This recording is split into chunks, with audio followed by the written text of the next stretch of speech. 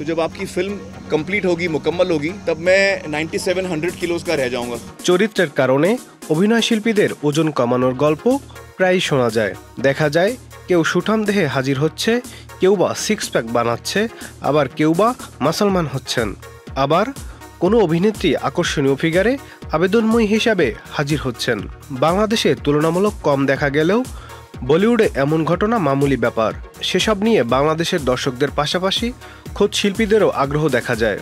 তারা বিভিন্ন সময় অনুপ্রেরণায় বলিউড প্রসঙ্গ টানেন। তবে চরিত্রের প্রয়োজনে নিজের ওজন বাড়িয়ে 100 কেজির বেশি তৈরি করার নজির বাংলাদেশে তো নেই, এমনকি বলিউডেও খুব একটা দেখা যায় না। সর্বশেষ চোখে পড়ে বি টাউনের মিস্টার পারফেকশনিস্ট আমির খান তার অভিনীত ব্লকবাস্টার দঙ্গল ছবিতে এমন করেছিলেন। আমির খানের মতো এই কাজটি করলেন ঢাকার জেন্টলম্যান খ্যাত অভিনেতা এফএস নাঈম।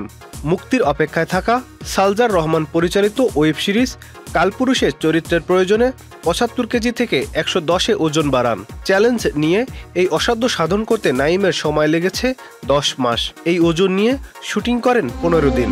আমি প্রত্যেকের ভাগ্য তার কপালে লিখিয়ে দিয়েছি। চ্যানেল আই অনলাইনের সাথে আলাপে নাঈম বলেন, শাওকির কারাগার আমাকে নতুনভাবে পরিচিতি দিয়েছে। সে আমাকে একটা কথা বললে রাখতেই হবে।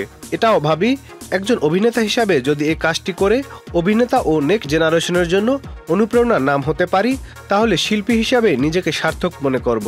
নাঈম বলেন, কালপুরুষের মাধ্যমে আমি আসলে বাংলাদেশের সকল অভিনেতাদের বলতে চেয়েছি, ক্রিস্টিয়ান বেল বা আমির খান যদি এগুলো করতে পারেন, তবে আমরা বাংলাদেশি অভিনেতারাও পারবো। সালজারের প্রথম নির্মাণ কালপুরুষ সিরিজটি শীঘ্রই চরকিতে স্ট্রিমিং হওয়ার কথা। সিরিজে নাঈম ছাড়াও অভিনয় করেছেন চঞ্চল চৌধুরী, তানজিকা আমিন, ইমতিয়াজ বর্ষণ ও রেজওয়ান পারভেজ সহ অনেকেই। Nadim Hasan, channel I.